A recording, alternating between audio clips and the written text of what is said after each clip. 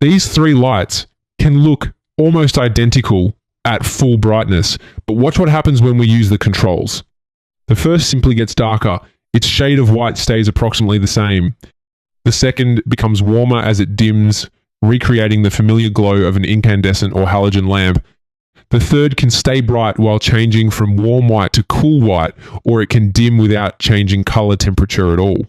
These are three different behaviors: fixed white, dim to warm, and tunable white. In this video, we will look inside the LEDs and drivers, explain Kelvin and CCT properly, compare the technology used by leading manufacturers, and show how to select a system that actually works. First, let's separate four product types that are regularly confused. A fixed white LED has one nominal color temperature. If it is dimmable, the output changes, but the CCT is intended to remain roughly constant. A CCT-selectable product offers several preset whites, perhaps 3000, 4000, and 5000 Kelvin. A switch selects one setting during installation or commissioning. That does not make it continuously tunable. Dim to warm uses one brightness control. As the light dims, its color temperature follows a programmed path toward warmer white. Brightness and color are deliberately linked. Tunable white gives us two independent decisions: how bright should the light be, and what shade of white should it produce. Finally, RGBW and other multi-primary systems can add saturated colors or more detailed spectral control. They may include tunable white, but they are a more complex category. The most important rule is simple: dim to warm links brightness and CCT. Tunable white separates them. CCT stands for correlated color temperature, and it is often misunderstood. Imagine heating an ideal piece of material. At lower temperatures, it glows red and amber. As its temperature rises, the light appears whiter and eventually bluer. Those colors form a curved path called the Planckian or blackbody locus. CCT describes an LED's white appearance by correlating its chromaticity with the nearest color on that reference curve. It is not the physical operating temperature of the LED. A 2700 Kelvin LED is definitely not running at 2700 degrees. Lower CCT values generally look warmer, higher values generally look cooler, even though the Kelvin number is higher. Some controls use myads instead of Kelvin. Myad is 1 million divided by the CCT. 2700 Kelvin is about 370 myad, while 6500 Kelvin is about 154. Kelvin is useful, but it describes only one part of the light. Most white LEDs begin with a blue semiconductor dye. A phosphor coating absorbs some of those blue photons and re-emits broader green, yellow, and red wavelengths. The remaining blue light and the converted light combine to appear white. Change the phosphor recipe, and we change the color temperature, spectrum, efficacy, and color rendering. That is why two LEDs labeled 4000 Kelvin can make timber, food, paint, and skin look different. Their white points may have a similar CCT, while their spectral power distributions are quite different. A tunable white engine normally combines at least two phosphor-converted sources, one warm and one cool. The driver changes their contribution to create intermediate whites. More advanced engines can add a third, fourth, or fifth spectral channel, giving the control system more freedom to manage tint, rendering, or colored light. An incandescent lamp becomes warmer naturally when dimmed. Reducing the power cools its tungsten filament, shifting the spectrum toward amber and red. A normal LED does not reproduce that effect simply by receiving less current. It usually becomes dimmer while retaining approximately the same CCT. Dim to warm LED therefore recreates the incandescent experience electronically. A controller crossfades warm, extra warm, and sometimes amber channels according to a programmed curve. At full output, a product might begin around 3000 Kelvin. As the dimmer falls, the cool contribution reduces, the warmer channel becomes dominant, and the final low-level color may approach 1800 or 2000 Kelvin. There is no universal dim to warm curve. One manufacturer may imitate halogen closely, while another uses a smoother or more linear-looking transition. The advantage is an intuitive one-control experience, especially in homes, restaurants, bars, hotels, and theaters. The limitation is equally important. Because CCT follows the dimmer, we normally cannot keep the light cool while dimming it, or change its warmth while holding the same brightness. tunable-white separates intensity from color temperature. One command asks for a light level, another asks for a CCT. The driver then calculates how much current or PWM duty to send to the warm and cool channels. This sounds simple, but 50% warm plus 50% cool does not necessarily produce the Kelvin midpoint or constant brightness. The two channels can have different lumens, efficacy, forward voltage, and temperature behavior. If the driver crossfades them without calibration, the light may become brighter or darker as the CCT changes. A good system stores measured channel data and uses a lookup table or control algorithm to produce the requested white while keeping output as stable as the hardware allows. This independent control is useful when one space has different tasks or scenes. Bright cleaning and preparation, comfortable evening light, daylight-linked office lighting, classroom presets, or a patient room with separate staff and rest modes. Tunable white is flexibility, but it also adds channels, controls, and commissioning. Here is one of the most important pieces of tunable white color science. When we mix two light sources, their chromaticities follow a straight line between the two endpoints, but the Planckian locus is curved. That means a basic two-channel source with a wide CCT range cannot stay exactly on the blackbody curve at every intermediate setting merely by crossfading its warm and cool endpoints. The distance and direction from the Planckian locus is described by DUV, usually written dove. A positive dove may look relatively green or yellow. A negative dove may look relatively pink or magenta. The effect depends on the CCT and the surrounding light, but it can be visible even when the Kelvin reading appears correct. Manufacturers can reduce this error by carefully selecting the endpoint chromaticities, storing calibration data, or adding extra spectral channels that can follow the curved path more closely. This is why the advertised CCT range is not enough. A serious specification should also consider dove and color consistency at the endpoints, the middle of the range, and low dim levels. Kelvin tells us where we are along the warm to cool direction. Dove tells us how far we have drifted away from the expected white. Manufacturers build these products in several ways. The simplest tunable strip alternates warm and cool LED packages along a circuit board. A diffuser blends the dots into one continuous line. Two-in-one packages place both white channels under one emitting surface. This reduces the optical mixing distance and helps make thinner fixtures. Architectural downlights often use a two-channel COB. Warm and cool dyes are interleaved across a small light-emitting surface, so one reflector or lens can create a uniform beam. Some systems use a dual-output constant current driver. Others take one regulated current and steer it between two LED channels. Integrated dim to warm engines go another step. The control electronics are built into the LED module, allowing a conventional single-channel driver to produce a predefined warm-dim response. Premium multi-primary systems add red, green, blue, white, or other channels. These can follow the blackbody curve more accurately or change spectral character, but they require more calibration and control. Across every architecture, think in 4 layers. The LED source creates the spectra, the optic mixes them, the driver meters each channel, and the control system translates the user's request. Around the world, manufacturers solve different parts of this problem in different ways. Cree's CTW family uses a checkerboard arrangement of warm and cool elements inside one COB, and its reference design publishes measured color performance at intermediate settings.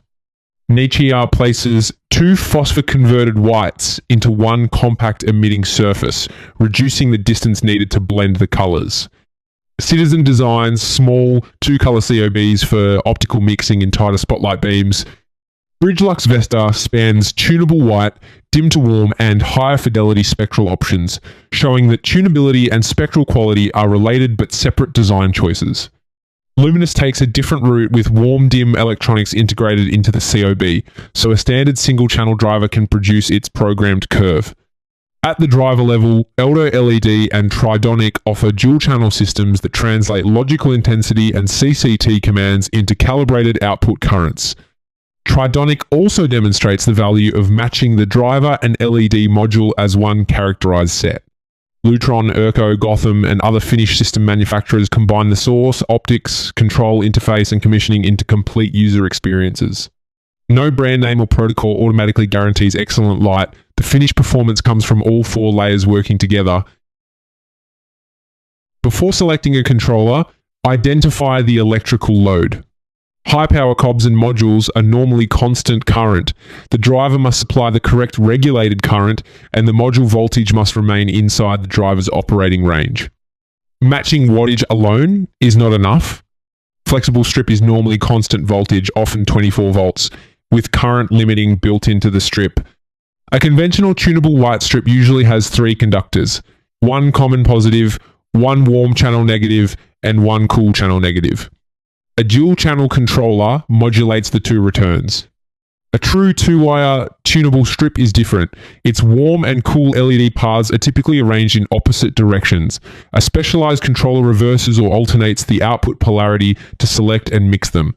It is therefore incorrect to describe common positive plus 2 separate negatives as a 2-wire system. That requires 3 conductors.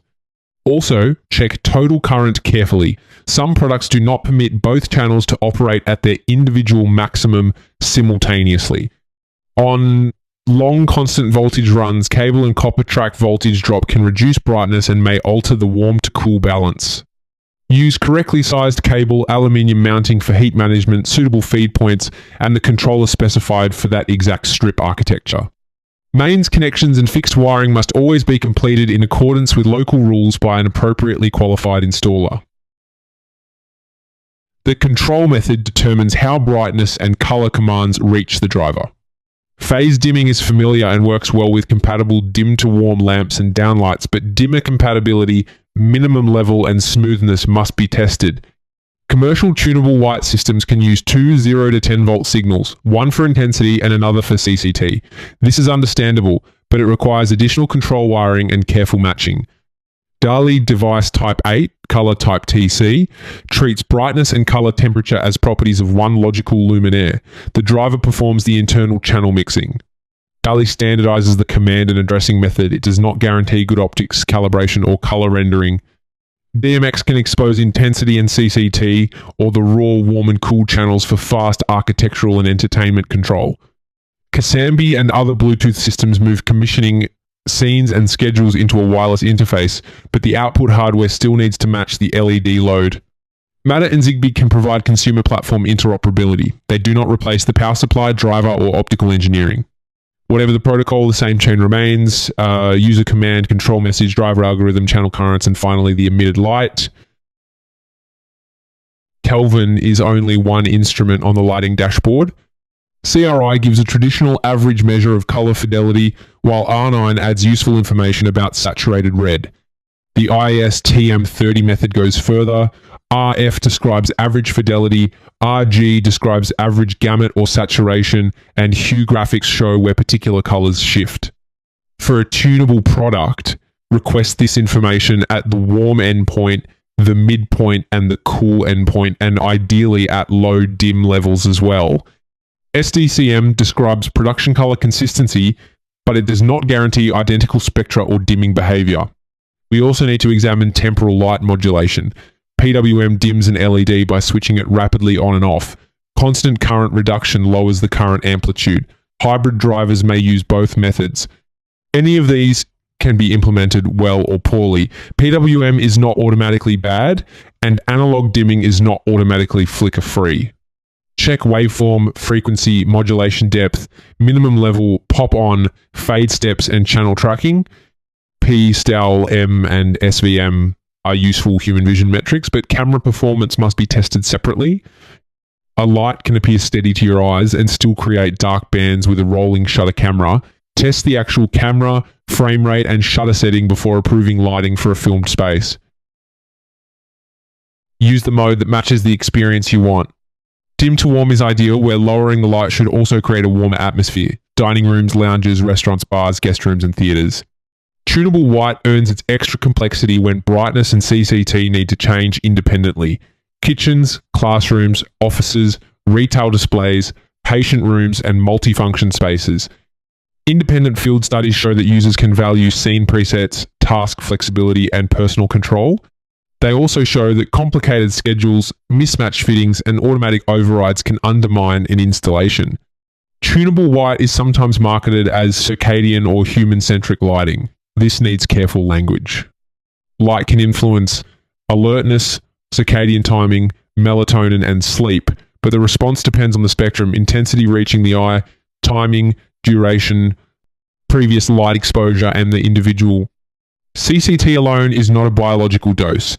A bright warm source can deliver more melanopic stimulus than a dim cool source.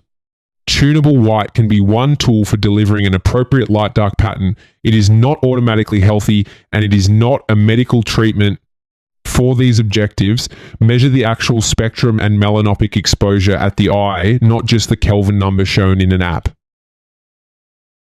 Here is the practical selection process.